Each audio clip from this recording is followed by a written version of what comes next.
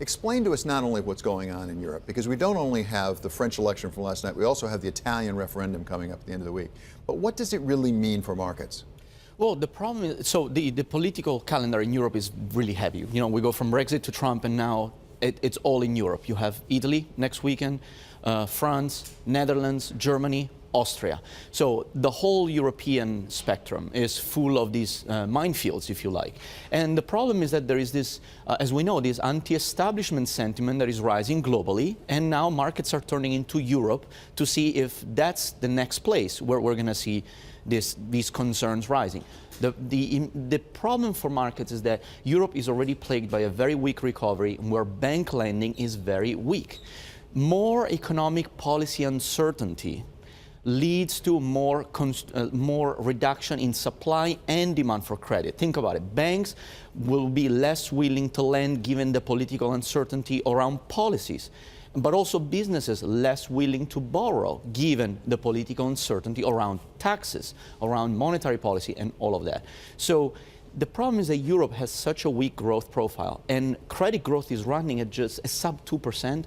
You don't really have a lot of room for further setbacks in terms of monetary stimulus. And this is what the ECB is also very worried about. The unprecedented level of policy that the ECB is offering of monetary accommodation is because they know that the transmission mechanisms through the banking channels are already hampered and very weak due to political uncertainty and due, as we know, to weak demand and the need for also some less austerity and more fiscal policy support.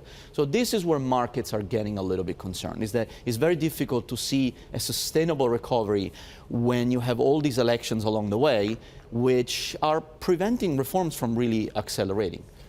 And how important is each country's outcome versus a sort of overall populist tide? In other words, you talked about all these various elections that are going on. Say you get a Fillon victory in France, but you get a no on the referendum in Italy. So you get sort of a patchwork in some of those other countries you're talking about. What does that mean versus if there was just an entire populist wave? I think that certainly helps, right? Not having a uniform wave of descent to the current status quo. That would certainly help. However, some countries, for markets, some countries matter more.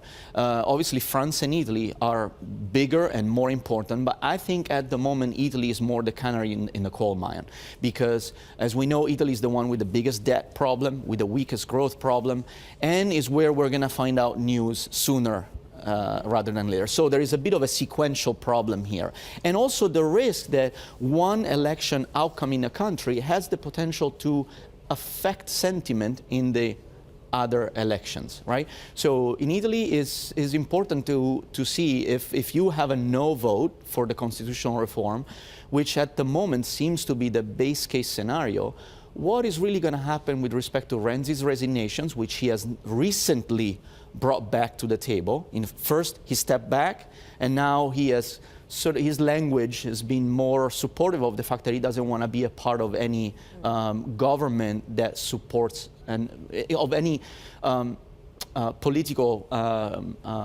landscape that supports a no.